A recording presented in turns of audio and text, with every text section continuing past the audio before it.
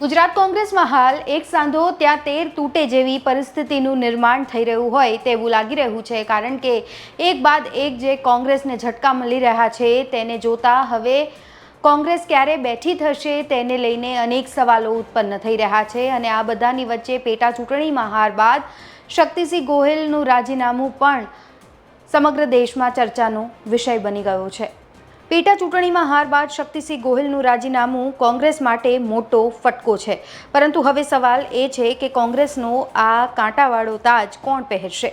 ત્યારે ફરી એકવાર નામ પર ચર્ચાઓ શરૂ થઈ ગઈ છે। કડી અને વિસાવદરની પેટા ચૂંટણીમાં હારની નૈતિક જવાબદારી સ્વીકારીને શક્તિસિંહ ગોહિલે પ્રમુખ પદેથી રાજીનામું આપ્યું, ત્યારે હવે પક્ષમાં નવા ચર્ચાનો દોર છે એ શરૂ થઈ ગયો છે। હવે કોંગ્રેસની કમાન કોને સોંપવામાં આવશે ત્યારે હવે નવા નામ સામે આવી રહ્યા છે। ગુજરાત કોંગ્રેસના નવા સુકાનીનું નામ એકાદ સપ્તાહમાં જાહેર થઈ જાય તેવી શક્યતા છે, ત્યારે કોણ પ્રમુખ પદના પ્રબળ દાવેદાર છે તેવી ચર્ચા વેગવંતી બની છે। અને આવામાં પાટીદાર નેતાને પાર્ટીની કમાન સોંપાય તેવી પ્રબળ શક્યતાઓ વર્તાઈ રહી છે।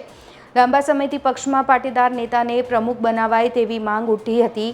આ સાથે જ કોંગ્રેસમાં પાટીદાર નેતાઓની સતત અવગણના થઈ રહી છે તેવી પણ કાનાફૂસી ચાલી રહી છે, અને આવામાં હવે પાટીદાર નેતા જ પ્રમુખ પદે આવે તેવી શક્યતાઓ વધી શકે છે।